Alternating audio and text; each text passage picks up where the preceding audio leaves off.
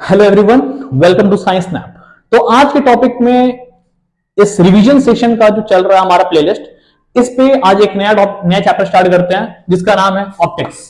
आपके chapter basis पे इसको रिफ्लेक्शन एंड रिफ्रैक्शन वाला पार्ट है, और हमारे नहीं मतलब कि फिजिक्स के हिसाब से इसको ऑप्टिक्स कहते हैं। तो इस चैप्टर को, जैसा कि पिछला वीडियो हमारा पहला वीडियो जो कि 27 मिनट का था करंट पे, आप उसको जरूर वॉच करना। बहुत कुछ उसमें पूरी तरह से आप एग्जाम को लेकर ना सबसे बेस्ट तरीके से दिया हुआ है, सारे फॉर्मूला के साथ। उसका यूनिट जो कि एग्जाम को लेकर काफी ज्यादा कंसर्न होती है, वो सब काम का उसमें। जबकि उसके बाद का चैप्टर जो कि जेनेटिक्स वाला पार्ट है, वो 20 मिनट के अंदर में आपका सब कुछ मिला हुआ है, कंसेप्ट पूरा, हर एक पार्ट को डील किया हुआ, कहां से क्वेश्चन पिनअप है वो चीज उसमें मेंशन है पूरे अच्छे से। फिर वापस आज का चैप्टर जो कि ऑप्टिक्स है, इसको भी कोशिश करूंगा कि 20 मिनट से अंदर में ही खत्म कर दूं, ताकि चीज हर पॉइंट को टच करता हुआ और आपके माइंड पे अच्छे से वो पिन कर सके टीचर्स। देखो, चैप्टर को डिवाइड करने के लिए रिफ्लेक्शन और रिफ्रैक्शन की बात किया गया। तो रिफ्लेक्शन बेसिकली है क्या? रिफ्लेक्शन को समझने के लिए क्या बोलता है, क्या कि सेम मीडियम सेम होना चाहिए। इसके लिए मीडियम डिफरेंस, मीडियम चेंजेस, ठीक है, या फिर चेंज इन मीडियम, ऐसा नहीं लिखो, चेंज इन मीडियम, ठीक है। और इसके लिए एक लाइन क्या कहते हैं, बाउंसिंग बैक ऑफ लाइट। क्या बोला? Bouncing back. और इसका bending of light, bending of light.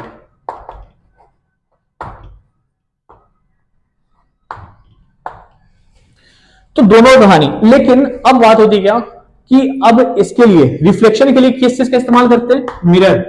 अब मिरर कितने तरह के हो सकते हैं? इसको रिफ्रैक्शन के लिए किसको डिफाइन करते हैं? लेंस को। किसको? लेंस। तो ये भी दो तरह के हो जाएंगे। कौन से? एक हो गया कॉनकेव, एक हो गया कॉन्वेक्स। सेम कहानी इसमें भी, कॉनकेव या फिर कॉन्वेक्स। क्या केवल लेंस से ही रिफ्रैक्शन होगी? नहीं, जरूरी नहीं है। इसके अलावा भी चीजें हैं, जैसे कि अगर आप मीडियम चेंज कर दिए, वाटर ले लिए, जो कि ग्लास हो गया, जो कि लेंस हो गया, या फिर एंड मोर, ठीक है। रिफ्रैक्शन का मीडियम अलग अलग है, लेकिन पढ़ने के लिए क्या है? लेंस का इस्तेमाल। प्रिज्म भी आता है, सॉरी प्रिज्म आप लोग पढ़ना ही है, तो ये चीज। अब इस चैप्टर का पिनअप पॉइंट दे रहा हूं, कहां से सवाल कहां से पूछता है, मतलब सॉरी, इस चैप्टर को पढ़ते कैसे हैं। तो पिनअप पॉइंट करने के लिए क्या है आपके पास? पॉइंट है पहला चीज, मिरर, कनकेव और कन्वेक्स, लेंस, कनकेव, कन्वेक्स, सबका इमेज फॉर्मेशन, इमेज फॉर्मेशन।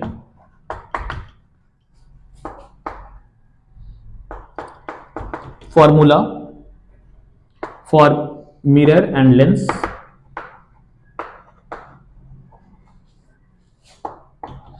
उसके अलावा आपका आगे पॉइंट बनता है क्या? रिफ्रैक्शन, ये स्नेल्स लॉ, स्नेल्स लॉ। और स्नेल्स लॉ खत्म होते के साथ ही इसका चैप्टर की सफाया भी है, उसके अलावा कुछ बचता भी नहीं। हाँ, प्रिज्म का चर्चा, प्रिज्म का चर्चा तो आप लोग का नहीं है, ये चीज आपका आई वाले पार्ट में शायद है, तो वहां पर है थोड़ा पढ़ना, लेकिन फिर भी इसी में डिस्कस कर दूंगा मैं। अब देखो कैसे पढ़ते हैं। फिर बात होती है क्या, आपको क्या मिल गया कि तुम्हारा रिफ्लेक्शन काम कर, रिफ्लेक्शन के लिए क्या चीज चाहिए? मिरर, ठीक है, या फिर shiny surface, shiny surface. Shiny surface रहा, रिफ्लेक्शन पॉसिबल है। Shiny smooth surface, reflection. जब रिफ्लेक्शन के लिए मीडियम चेंज, वन मीडियम से दूसरे मीडियम तक, कहानी का तो मतलब नहीं है। असली कहानी यहां से स्टार्ट होती है कि मिरर में कनकेव और कन्वेक्स की बात करें, तो कनकेव और कन्वेक्स की बात करें, तो कन्वेक्स और कनकेव को पहचाने कैसे? टुल्लू बताया था क्या? ये पार्ट कैसा हो गया? केव टाइप का बना हुआ है, केव टाइप का, तो इसको कहते हैं कनकेव। अब इसी का बल्जिंग पोर्शन इधर, तो इसको कहते हैं कन्वेक्स। तो कनकेव, कन्वेक्स, ठीक है, ऐसा कनकेव कन्वेक्स, कनकेव। अब इसमें जानना होता है कि इसकी क्या फोकस क्या है, रेडियस ऑफ कर्वेचर क्या है, और हाँ पोल क्या है।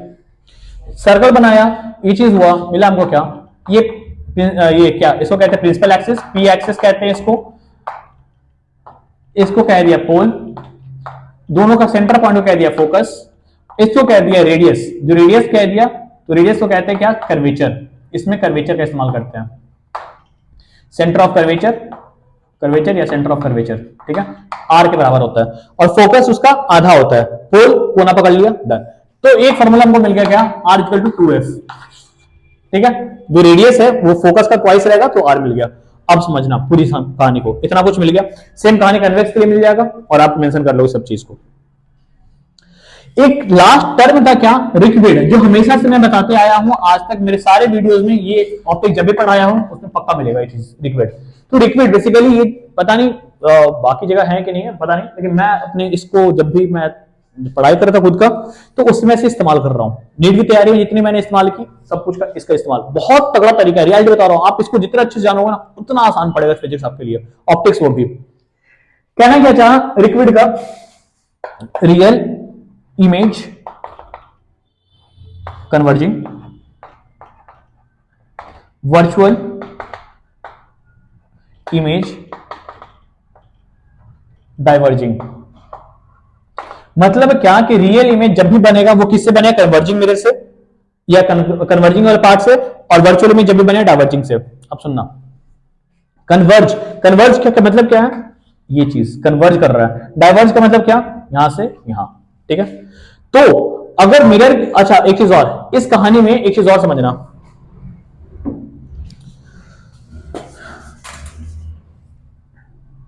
सॉरी इसको लिख देते हैं, इसमें क्या बोलता है क्या, concave, concave mirror equal to convex lens, और convex mirror equal to concave lens.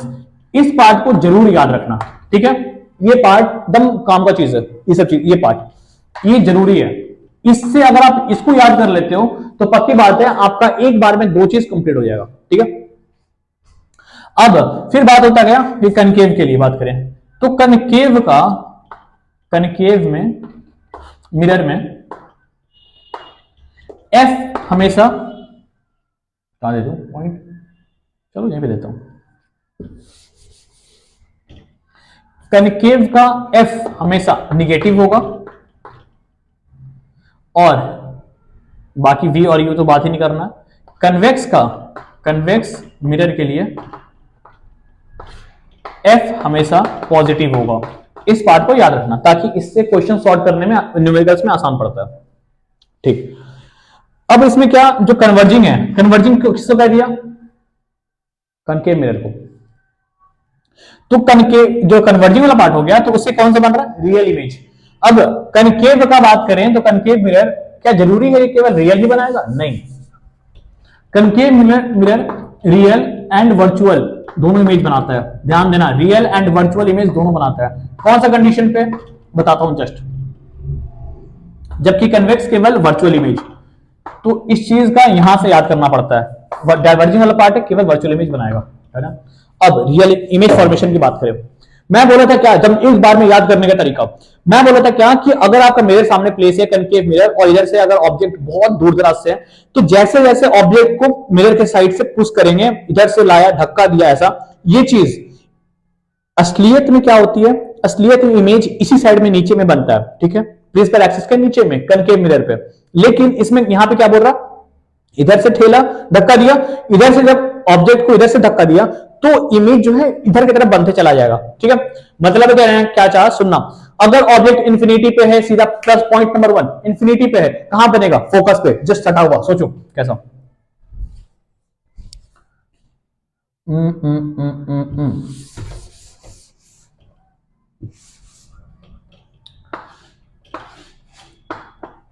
F C P, F C, infinite focus, infinite focus, ले ठीक है, इसी चीज को कहना चाह, लेकिन बनता कहां पे है, इस साइड में, यहां पे बनता है ऐसा चीज, यहां पे बनता है। ठीक है, वो कहानी, इसलिए डॉटेड लाइन से इसको रिप्रेजेंट कर रहा हूं, डन है। तो इधर से धक्का दिया, ये इधर की तरफ बनते जा रहा है। ठीक है, आगे जब इन्फिनिटी के बाद हम कहा कर्वेचर के पीछे रखा, कर्वेचर का पीछे मतलब कहना क्या चाहा कि फोकस और कर्वेचर के बीच में बनेगा। डन है, फोकस से हिल गया, यहां से हिला और आगे बढ़ गया थोड़ा सा। अब बात करें कर्वेचर की, बात करें तो कर्वेचर कहां बनेगा, कर्वेचर पे, कर्वेचर का कर्वेचर पे। क्या कहा फिर से समझना, इधर से धक्का दिया, इधर से मतलब क्या, फोकस इंफिनिटी पे तो फोकस पे, उसके बाद कौन सा बोला, कर्वेचर के पीछे, तो पक्की बात है फोकस और कर्वेचर के बीच में बनेगा, कर्वेचर का कर्वेचर पे, कर्वेचर से आगे बढ़े तो कर्वेचर और फोकस के बीच में रखा तो कहा बियॉन्ड सी, बियॉन्ड सी, क्या बोल गया, बियॉन्ड सी बोल गया, सुनना ध्यान से, क्या बोल गया, बियॉन्ड सी। जब फोकस और कर्वेचर के बीच में रखा, फिर आगे बढ़ा फोकस पे, अरे भाई अब तो इन्फिनिटी बोल दे भाई सीधा, ये इन्फिनिटी पे, पूरी इन्फिनिटी दूर दराज इलाका बन जाएगा, कहां पे, वो भी इस साइड में, सारी इमेज जो बन रही कनकेव की, कनकेव की सारी इमेज नीचे में बनेगी, रियल इन्वर्टेड। डन है ये चीज। फिर आगे बढ़ा लास्ट पॉइंट जो कि आपको याद रहना चाहिए, यही सवाल होता है, फोकस और पोल के बीच में अगर ऑब्जेक्ट को रखेंगे तो इमेज कहां बनेगा, मिरर के पीछे। ये असली फॉर्म है वर्चुअल का, कहां बनेगा, वर्चुअल मिरर के पीछे। कब, जब आप पोल और फोकस के बीच में रख रहे हो तो कहां बनेगा, इन्फिनिटी पे, हाँ मिरर के पीछे, पोल और फोकस के बीच में रख रहे हैं, पीछे साइड बनेगा, मिरर के पीछे कहीं पे बन जाएगा। डन है, और वो भी लार्ज, बड़ा सा, मतलब दूर दराज इलाका बन रहा है तभी तो लार्ज बन रहा है। ठीक है, तो वर्चुअल रहेगा तो क्या रहेगा, इरेक्ट, कहानी खत्म। अब जाके मिला ले भाई, मैं सीधा बोलता क्या चीज, जाके मिला के चेक कर, कनकेव मिरर की कहानी पूरी पूरी कन्वेक्स लेंस से मैच करेगी। याद हो गया आपका, एक बार में कनकेव मिरर याद हो गया, कन्वेक्स लेंस याद हो गया। आगे बढ़ते हैं, देख दूसरा, कन्वेक्स मिरर के लिए, कन्वेक्स मिरर के लिए दो ही कंडीशन याद रहती है कन्वेक्स मिरर का, उसमें कौन सा बोलता है क्या है कि अगर ऑब्जेक्ट को इन्फिनिटी पे रखा तो फोकस वाली कहानी, और दूसरी कहानी अगर हम प्लेस कर दे रहे हैं कहीं पे भी, कन्वेक्स की बात करें तो क्या बोला, ऑब्जेक्ट को इन्फिनिटी में रखा तो फोकस पे बनेगा। डन है, दूसरी केस अगर हम कहीं पे प्लेस कर दे रहे हैं, कहीं पे, तो पक्की बात है वो इसके पीछे, फोकस और पोल के पीछे बनेगा, मतलब पहले बन जाएगा का, या फिर किसी व्हीकल का साइड मिरर जो रहेगा वो कैसा रहेगा, कन्वेक्स रहता है, ताकि वाइड एरिया को पकड़ के छोटा में निपटा दे। तो ये चीज मतलब लार्ज, उसका ज्यादा एरिया कवर करेगा, और ये चीज। उसके अलावा कन्वेक्स मिरर का आप देखना कहीं भी जो हेयरपिन कर्व होता है, हेयरपिन कर्व मतलब ऐसा क्या, ऐसा, तो उसमें भी आप देखोगे कॉर्नर पे कन्वेक्स मिरर का इस्तेमाल करते हैं। ठीक है, तो ये चीज कन्वेक्स मिरर। अब इसको जाकर उठा के कनकेव लेंस के साथ मिला ले, कन्वेक्स, कन्वेक्स लेंस ये हो गया, कनकेव लेंस ये हो गया, मिलाकर देखना सारा सारा टैली करेगा। अब बात होती क्या, इसके आगे बढ़े हम फॉर्मूला को लेकर, तो फॉर्मूला में क्या बोला क्या कि देखो फॉर्मूला एफ कॉनकेव के लिए, सॉरी एफ मिरर के लिए, मिरर का फॉर्मूला मिरर के लिए 1/v + 1/u = 1/f, ये फॉर्मूला याद होना चाहिए। उसके अलावा hi/ho = -v/u, ये फॉर्मूला दूसरा याद होना चाहिए। ठीक है, उसके अलावा लेंस की बात करें तो सेम कहानी का, लेकिन माइनस साइन के साथ, 1/v - 1/u 1/f, क्या बोला फिर से, 1/v - 1/u = 1/f, याद हो जाएगा हमेशा। सेम कहानी कर दे लेंस के हिसाब से, hi/ho = v/u, माइनस साइन नहीं रहेगा इसमें, बस इतना कहानी है। इसमें माइनस साइन होता है, ध्यान देना, मिरर के लिए minus, 1/v + 1/u 1/f, hi/ho = -v/u। Done, complete हुआ।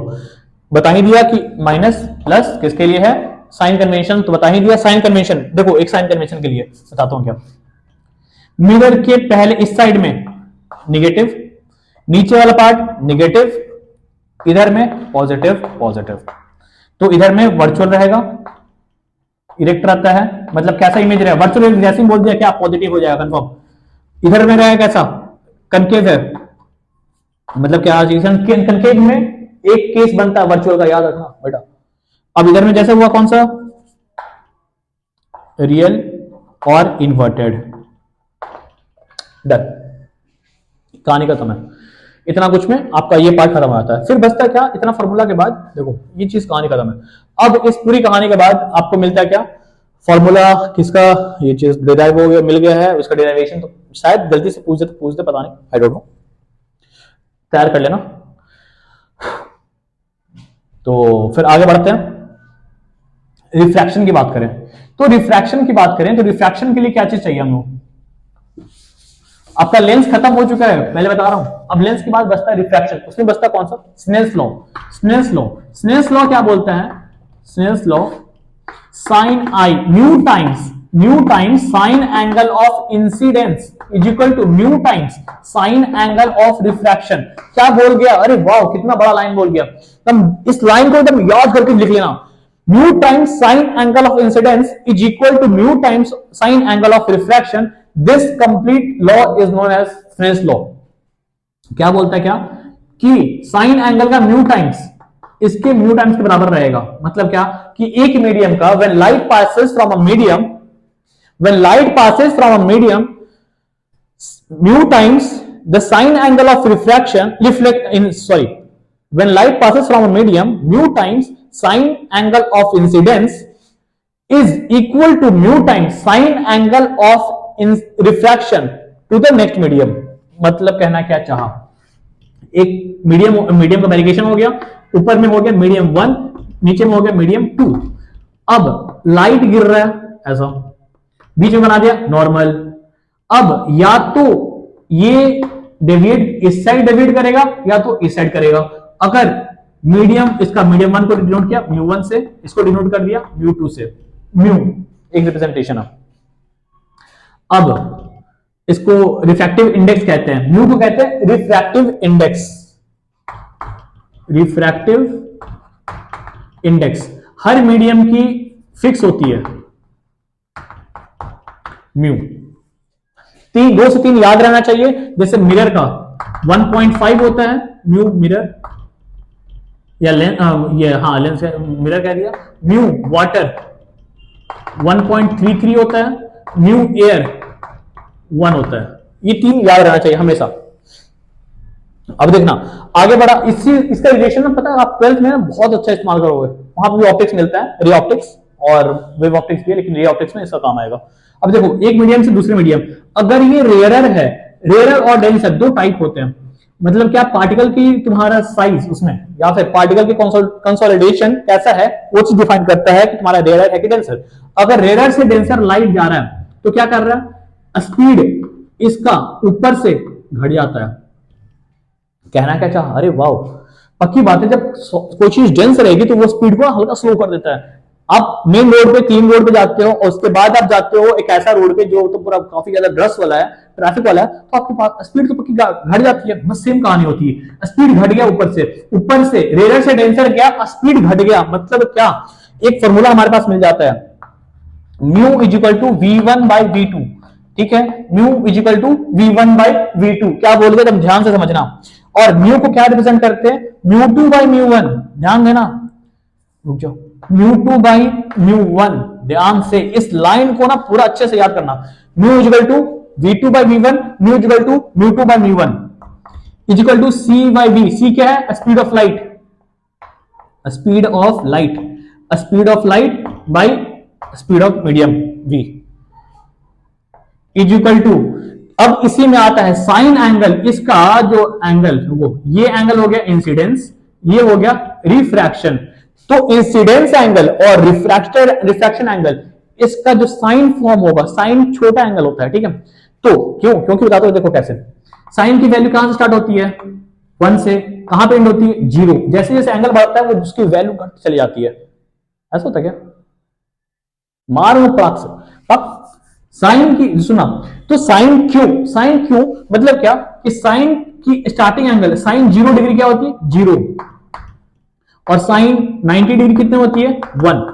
तो साइन की वैल्यू 0 से स्टार्ट होती है, तो छोटा एंगल अगर लेते हैं तो उसको 0 मान लेते हैं, साइन 5 डिग्री 0, साइन 6 7 ऐसा जब मानते हैं, कंसिडर करते हैं एक वाइड स्केल पे, तो उसको हम मानते हैं क्या, 0, ठीक है।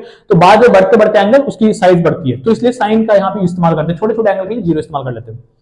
तो साइन एंगल इंसिडेंस रिफ्रैक्शन हो गया, तो चीज रेयर से डेंसर, तो स्पीड घटेगा। और कहां, बेंड टुवर्ड्स नॉर्मल, ध्यान देना वर्ड्स को, तो इनिशिएटिव लाइन कहता है, लाइन अगर क्या बोलता है कि व्हेन लाइट पास फ्रॉम रेडियर to denser, speed of light, ये speed of light slows down and speed light bend towards normal. अब यही कहानी अगर केस उल्टा ले लें, डेंसर से रेडियर लाइट जा रही है तो क्या होगा, तो लाइट वापस बेंड अवे फ्रॉम नॉर्मल से अवे कर जाता है। तो ये चीज हो गई क्या, sine i by sine r. इसी को मैं कहता हूं ऑप्टिक्स का ब्रह्मास्त्र फॉर्मूला, जिससे कंप्लीट ऑप्टिक्स को आप कमांड कर सकते हो। ये चीज ये हो गया, म्यू इक्वल टू v1 और v2, mu two by mu one, c by v equal to sine i by sine r. और इतना के बाद आपका कंप्लीट पार्ट अच्छे से आई गारंटीड याद हो जाएगा, 100% याद। तो ये ऑप्टिक्स का मेजर पार्ट कंप्लीट हो गया। इसके अलावा बचता कौन सा, एक बोला था मैं एक्स्ट्रा में बताने के लिए, वो था प्रिज्म का। तो प्रिज्म की बात करें तो प्रिज्म के लिए बोला कहां पे, देखो थोड़ा सा बता दो कहां पे एरिया है, कुछ बचा है, थोड़ा सा इसको गजनी बनाने के अलावा थोड़ा सा एक्स्ट्रा बताता हूं।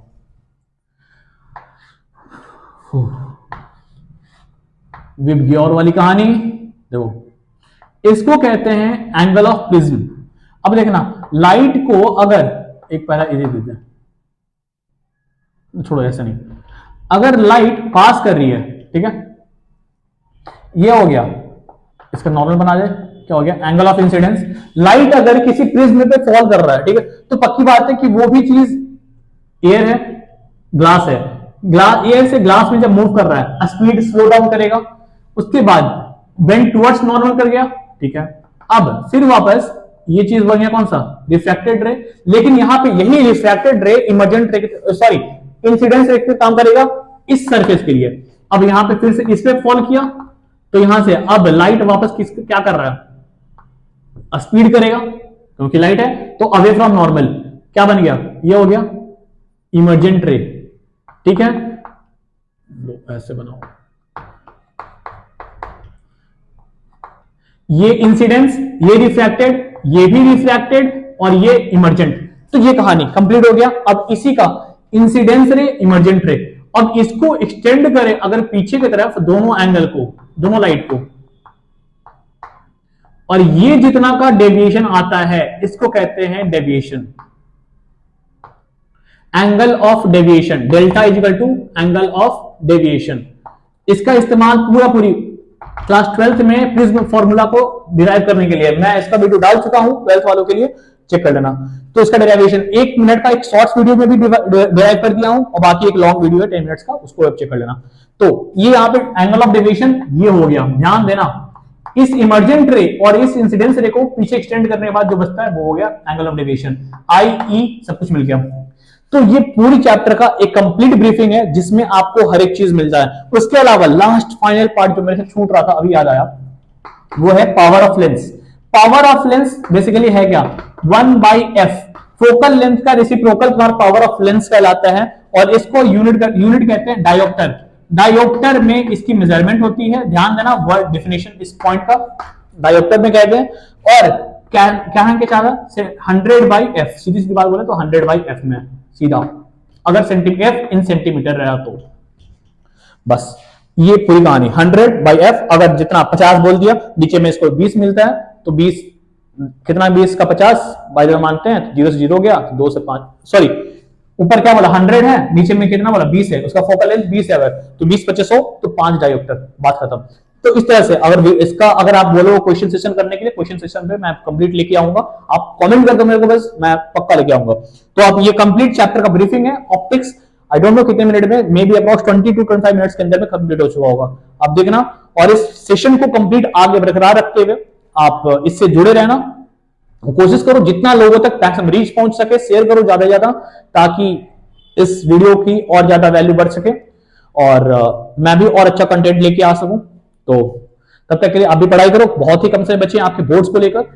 जितना ज्यादा क्वेश्चन अगर आते हैं आपके माइंड पे, आप क्वेरी को मेंशन कर दो मेरे को, मैं पक्की बात है उसका एक इजी मेथड से सॉल्यूशन जरूर लाऊंगा, क्योंकि मेरी जो भी वीडियो होती है उसमें हर जगह पे कोई ना कोई कुछ शॉर्ट्स जरूर मिलते हैं, जो चीज आपको माइंड में हमेशा के लिए याद करते हैं। देखना मेरे शॉर्ट्स, अगर फिजिक्स करंट को सॉल्व करने हैं क्वेश्चन, दुनिया जो एक मेथड कन्वेंशन मेथड इस्तेमाल करती है उसकी जगह पे मैं रेशियो प्रोपोर्शन मेथड इस्तेमाल करता हूं कि हर एक क्वेश्चन को आप सॉल्व कर सकते हो। तो इस तरह से इसमें भी जैसे रिक्रूट का इस्तेमाल किया था मैं, खास चीज था रिकविड, इसका भी इस्तेमाल इसमें किया मैं। तो ये पार्ट, तो ये पूरी कहानी का इसमें है, इस चैप्टर में। तो ये आपको ब्रीफिंग मिल चुका है। तो और वीडियोस के लिए like, subscribe and share. Thank you.